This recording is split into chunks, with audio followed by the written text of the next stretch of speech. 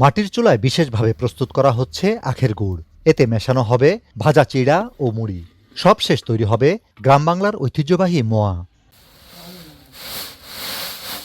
নরসিংদীর শিবপুর উপজেলার নোয়াদিয়া গ্রামের নান্নু মিয়া এবং তার ছেলে কাইয়ুম বহু বছর ধরে তৈরি করে আসছেন এই মোয়া।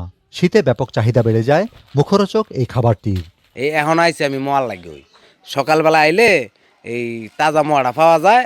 হ্যাঁ, এই মোয়াটা আমরাও খাই এবং কি ফলাফান্ডাও খাওয়াই। মেডিসিন ছাড়া দেয় দেখতে এলে আমরা তৈরি করে দেখে আমরা নিয়ে খাই।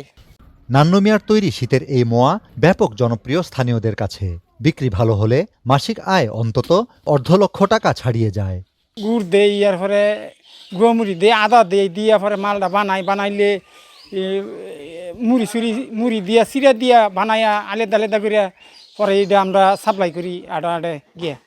গ্রাম বাংলায় শীতকালীন খাবারের তালিকায় পিঠাপুলির পাশাপাশি বেশ জনপ্রিয় হাতে তৈরি চিড়া ও মুড়ির মোয়া। বর্তমানে হাটবাজারে নানা খাবারের ভিড়েও এখনও গ্রাম বাংলার ঐতিহ্য আর স্বাদ বাঁচিয়ে রেখেছে হাতে তৈরি এসব মোয়া।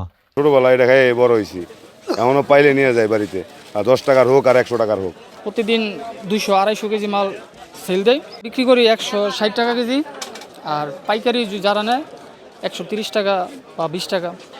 বছরের অন্যান্য সময় হাটবাজারে গোলাকার মোয়া পাওয়া গেলেও নরসিংদীর এই বাহারি মোয়া কেবল শীতকালেই মেলে স্থানীয় হাটে বাজারে।